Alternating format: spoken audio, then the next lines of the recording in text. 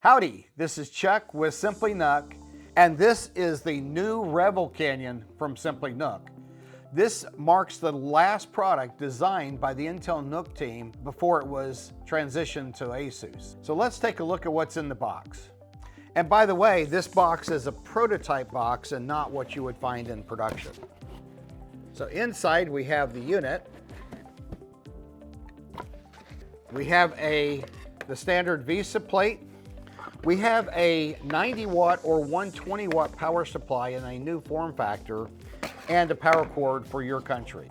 Taking a look at the front of the new Revel Canyon, making its return is the USB Type-C connector. There's also two Type A USB 3.2 Gen 2 10 gigabit ports and the illuminated power button. Taking a look at the side, we have our Kensington lock and we have a generous amount of inlet air area. And taking a look at the other side, we have a generous air inlet area as well.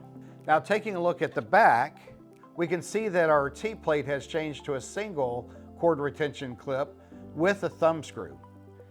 There are also two HDMI 2.1 TMDS compliant ports and two USB-C Thunderbolt 4 ports. In the center, there is a 2.5 gigabit Ethernet port, and to the right, you can see the two Type A connectors. One is a USB 3.2 Gen 2 10 gigabit, and the other one's a USB 2.0 port. And below the I/O, you can see the I/O expansion panel, and above it, you can see the hot air exhaust. And as with the previous Intel NUCs and Simply NUCs, the lid is removable. You can see the two Wi-Fi antennas and the area where cords for fitted lids can go down and plug in inside. Next, we'll take a look at the inside. Before we take a look at the inside, I've donned my anti-static smock, have my wrist strap, and we have our work surface.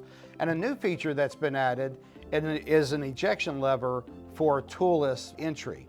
Now, the circular lock here can be rotated to lock out this feature, so it can't be opened in the field by users. But the bottom just swings off and gives you access to the inside. I've unplugged the SATA cable from the unit so that you can see the 2.5-inch drive tray. On the top of the drive tray is a thermal gap pad for cooling for both the 2280 SSD and the 2240 SSD. And now taking a look at the inside. Starting with the top, we have our two DDR5 5600 slots, up to 96 gig of system memory.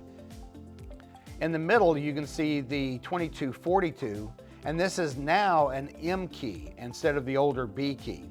And so it will support PCI Express SSDs, but it won't support some of the 2242 I/O options that were available in the past. You'll also notice that there's a push pin for toolless locking down of the SSD.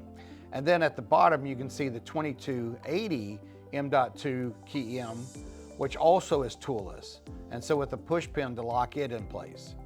At the very bottom, you can see the two USB 2.0 4-pin PicoBlade headers for supporting I/O plate features or lids. At the bottom, you can see the Wi-Fi AX6E module and the two coax cables.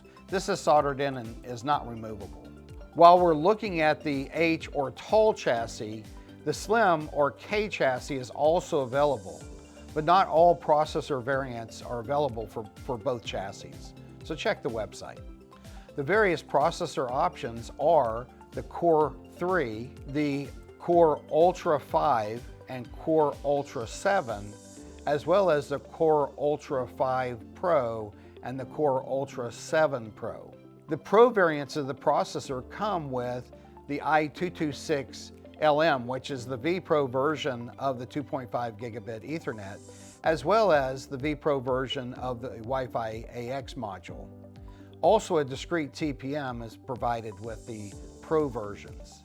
The new Revel Canyon from Simply NUC is great as a desktop replacement, and the Pro version with its remote features allows you to use it in locations that you don't have a physical presence, whether it be digital signage, remote edge server applications, or quick food service.